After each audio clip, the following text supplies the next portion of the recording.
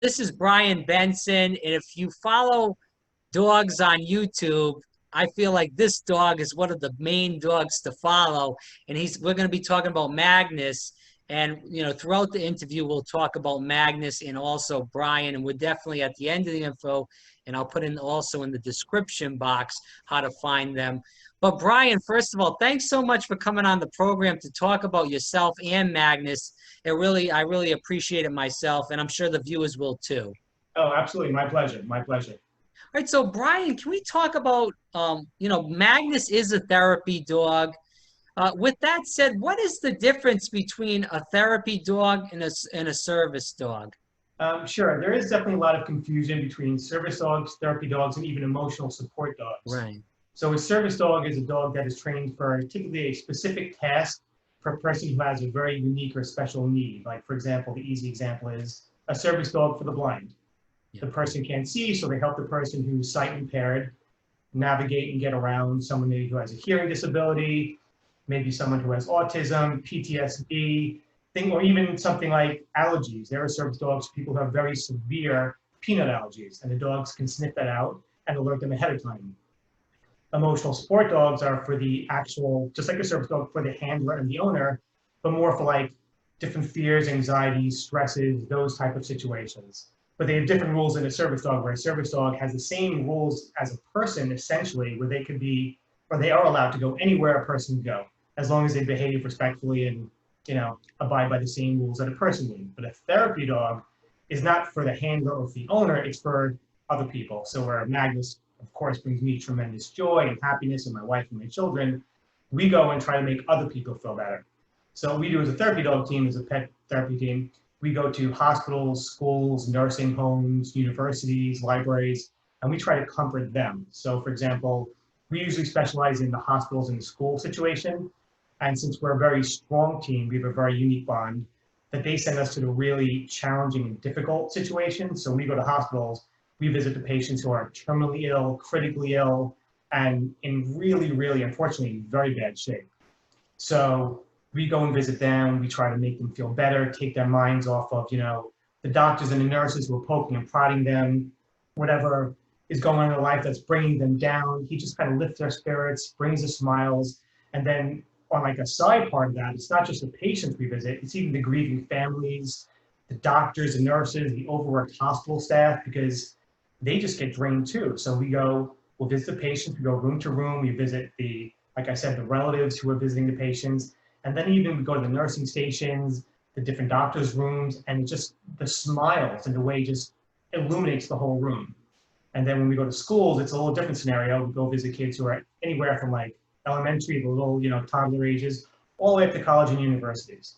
So sometimes it's just, again, brighten their day, lift their spirits, give them an escape from maybe finals week or midterms or, the stresses of being a student. But then we also go to schools where the kids have special needs. Maybe they have emotional issues, learning disabilities. And sometimes it's about bringing them out of their comfort zone, teaching them how to deal with anxiety. I mean, there was one situation where there was a young gentleman, high school age, 14, 15, and he had actually very severe autism. And when we came with Magnus, the teacher just let me know that he might be afraid of dogs, and not because of a traumatic event. It's just a fear that he has. Mm-hmm. And then you could see he was terrified, literally shaking, So I would try all these different tricks, like do you want Magnus to face away from you, because sometimes if the mouth and the teeth are not near the person, they are more calm. That didn't work. And then I showed him, look, I can hold a treat that's like the size of my fingernail. I said, I could have him take it from my lips. He's that gentle and it won't hurt me. It didn't make a difference. And I took it, I put it in my fingers. I told Magnus to take it. Magnus put my fingers in his mouth, was trying to get the treat, trying to nip away. But the young boy saw it didn't hurt. And then I told Magnus to leave it. I pulled my finger out, the treat was intact. Obviously I wasn't hurt. So then he said, oh, can I try it? Can I try it? I said, absolutely. I gave him a treat. The young boy gave Magnus a treat. And he was giddy like a toddler. He was all excited. And they said, can I do it again? Can I do it again? And just like repetition, he basically emptied my entire treat pack, which was awesome. And then the boy had the greatest smile. And you could see there was like this breakthrough. And the teacher who was there said, I've never seen him react to a dog that way. That was incredible. And it's moments like that that make you realize what you're doing it's worth every bit of time and all the effort and energy, because that's what it's about. It's about like paying it forward, giving back, you know, those small little glimpses of happiness and, you know, moments that take you away from the, unfortunately, the grind of the everyday. And that's why we do it. It's a beautiful thing to see. Well, that was a heck of a story, Brian. I do appreciate that. And not only that, you're a great man for doing this and Thank creating you. happiness for so many different people. And I'm sure Magnus loved that. And because we all know how Labs and Goldens, they both love to eat. So He's a foodie. Magnus, He's a you huge foodie. yeah, you made Magnus's day. That boy made Magnus's day with that. He really did. He was on cloud nine. Anyway, so we'll get into the next question. And I just want to tell the viewers that just tuned in, this story is about Magnus, the therapy dog. And if you go on Instagram, it's definitely a great follow. I recommend it highly. Have you encountered any situations where Magnus was maybe in some sort of danger because of, you know, basically what I just spoke to you about, that someone's just bringing some regular dog off the street that is not a therapy dog, is not a service dog, or even emotional support? Well, in terms of when we go on our visits, that's no, only because like if we go to a hospital, we have Right. credentials and badges that like we need to get in. Like they have very tight security. They won't let anyone just wander in. So for when we go to schools and stuff and hospitals and wherever, like they know we're coming. It's a scheduled appointment. We just don't roll up. So they're expecting us, and I have a badge for him, myself, photo IDs, and the whole deal. But I do see that even if actually I take him everywhere I go, and I Right. take him to places that allow dogs, like some stores and wherever you go out in the city, they're fine with dogs. And if we eat outside of the restaurant type of thing, but I'm always hyper aware of. I am a parent, but just like, you know, a parent with a small toddler, you're always hyper aware of everything that's going on with, you know, with him. So when I see a dog that's coming close, unfortunately, my last lab, who's not a therapy dog, he was attacked by a dog. We were walking Oh, in the wow. street, and I always say, "Oh, is your dog friendly?" And they say, "Yeah." And my dog has got part of his ear ripped off. So Jeez. I'm like now like his human shield. Yeah. So I always put distance between him and anything else that I even slightly think may not be okay. You know, because I'd rather take the brunt of something than let him, because he's so timid and so docile. He only knows gentleness. So he wouldn't even protect himself if he had to. So fortunately, I have not been with him in a situation where he's been in any way threatened, but I'm always super aware of like other dogs walking on the street, or maybe, you know, a screaming toddler sometimes who doesn't know that you shouldn't poke a dog, you know, in the Yeah. eyes, or, you know, scare them. You know, these things you have to worry about because some dogs do respond negatively, and you want to make sure that they don't get traumatized. A long time ago, this is like my last lab, and but yeah, Right. they But said their still, dog is friendly, and sometimes people think their dog is friendly until they're not. yeah. You know, so you have to be careful. And with service dogs, like you said, a lot of people I see in stores, people try to like, you know, they try to beat the system, and they actually people get service dog vests and they say their dog's a service dog, and you could tell that dog is not a service dog from the way it behaves, the way it acts, and just the way it's moving through, you know, a store. That's definitely not a properly trained service dog, but they just want to bring their dog in. Well, they And buy all the fake vests now, Brian, off Amazon or any kind of internet website where they can get that. It's like $20. And yeah, and it ruins it for the people who have legitimate service dogs who need right. their dog for whatever the task is, and it also distracts their dog from doing the job it was trained to do. So let's talk about Magnus, Brian. When did you get Magnus?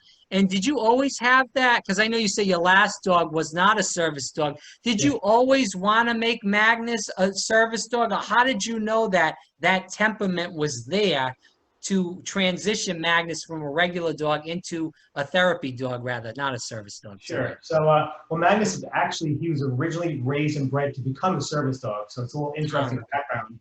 So there's an organization up where I live called Guiding Eyes for the Blind. His original career was supposed to be a service dog for the blind. And like a lot of people, he had a career change. They don't all make it all the way through for various reasons. He didn't make it all the way through, so I adopted him. It's a long, like 4 or 5 year waiting list, which is where I got my last dog. And then when I got him, the goal was never to be a therapy dog. I just wanted another awesome family pet for myself, my wife, my kids. You know, I've always had dogs my whole life. I just always need dogs. I think life is better with a dog. Agree. But then I brought him home, and the weird thing was, even though we didn't bond yet or connect or have any kind of, you know, any type of communication yet, my daughters at that time were very young, and I go to bed after everyone. And we walked upstairs, and it's this like innate, like nurturing ability he had. He went into my daughter's room. This is without being told the rest. Went up to the edge of the bed, checked on them like a parent, licked their face, walked across the hall, checked on my other daughter, licked their face. I was like, wow, that was amazing. And the next morning I woke up, I'm up first. He did the same thing in reverse. He like checked on both like the little girls. And when I asked the foster family who raised him, I said, is this something that you trained him or he does? They said, I don't know where he got that from. Wow.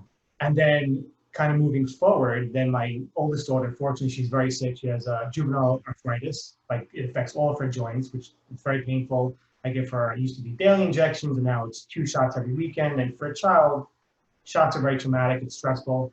And he just seemed to know from the beginning without being taught how to comfort her. And it's like, I could teach him how to sit, stay, down, commands, whatever, wave. But you can't really teach a dog empathy. It's either you have it or you don't. And it's kind of that moment that I realized he's really meant for something bigger than just keeping him to myself and not sharing that love with the world. So I did a little research and I found out about therapy dogs, and then I realized I think this is like his calling. He just had this innate ability to make people happy and reduce their stress and anxiety. And I checked into it, and he was the rock star of the class. He crushed it. It was a great experience, and now he thrives on it. He loves to bring the smiles. Even seeing him do it with people when I bring him to work. I'm fortunate I bring him to work with me every day. Right. Even if I'm in a room and I have a client who's just like gets off a heated conference call and they're venting and you can tell they're stressed and their blood's boiling and they're just like, Magnus, he sleeps under my desk at work. He's calm until I say, oh, go say hi. And even when he sees that someone's worked up, he just on his own goes up, sits next to them, kind of sits next to their leg. And the person, as they're venting, they start like petting his head, not even realizing he's there at the beginning. And then you could just see that like their stress melts away. And then they say, oh, hi, Magnus. Like they didn't even realize that he's calming them down. It's crazy. Well, Brian, you must be a hero at your job. I think people like him more than they like me. I'm fine with that though. Okay. All right. So we'll move into the next question. And again, this is Brian Benson, and we're talking about him and his dog Magnus. It's Magnus the dog. If you go on Instagram, definitely, like I said, again, it's a great follow. MagnusTheRapy dog. So Magnus the therapy dog on Instagram. And Magnus has been on Good Morning America, ESPN, Access Hollywood, and all kinds of other programs. So he's a celebrity around the country and probably around the world too, because I was looking at, some of you, when you do those live streams, I see there's people from Mexico, Norway, and all kinds of different countries, Brazil. It's incredible that Magnus is known not just in this country, but around the world. So let's even move into that. When you do these live streams sometimes, and when you get these messages from people all over the world, how do you feel about that you're bringing happiness through Magnus to people all around the world, not just people that you meet in New York City? It's interesting because we started the accounts as like a fun little, it's a guy with his dog. Let me kind of post pictures of my friends and family, like the way people do on Facebook or whatever. And then pre-COVID, it started to grow. And then once COVID hit, it blew up. And now that COVID started, or it's still going on, we can't do in-person therapy visits because everything is obviously on lockdown. So the social media has kind of become like our it's like a way of doing virtual therapy. And now, since he's grown so much, and like we've had stuff that's gone viral, and like you said, he's been on all different like news outlets and social media platforms, and like ESPN top 10 plays of the week, which is crazy. We've connected with so many people, and the beautiful thing is we get these messages and these like DMs from people saying that they're depressed and just watching his content makes them smile, and they're having a rough day and it just got them through the day. And that's kind of what it's become about, just doing these virtual therapy visits. If I can go on live, that's great, and I can connect someone in person by answering questions and talking about what he does or how I trained him or whatever people want to talk about. And then the content, sometimes it's a cute, cozy picture of him taking a nap or with my daughters, or sometimes it's these little comedy bits that we do that makes people laugh, and sometimes it just makes you smile, and that's what you need for that moment, just like an escape from the everyday nonsense. So who does the voices in these skits that you do? It's different. Sometimes it's me, sometimes my daughter, sometimes they're comedy bits we find online and we kind of like use voices. It's kind of a whole big melting pot of original ideas and trending ideas and things that have, going viral that people kind of, reuse, and he loves to dress up. He loves the costumes. He's become like a performer. He likes it. He enjoys it. He looks forward to it. Oh man, some of them are funny though, Brian. I agree, 100%. So have you spoke about, you talk about the Zoom therapy, like we talked about the live streams, the comedy bits, the pictures in general, and how they have brought a lot of people happiness. Have you thought about doing, or maybe you have done this already, any kind of Zoom visits with people in hospitals, even nurse, doctors? We know the stress that they're going through in New York City, even though the COVID cases are down in New York now. There was so much stress and people died that were first responders in hospitals. So have you thought of doing that with anybody for that, nurses or doctors, or even the kids that are stuck in the hospitals that have those traumatic, health issues? Something we thought of in the organization we work with, they recently started trying to roll out, and of course, everything is like they're learning as they go, trying to see how we could do virtual therapy visits. I haven't taken part yet, only because this I do as a volunteer type situation.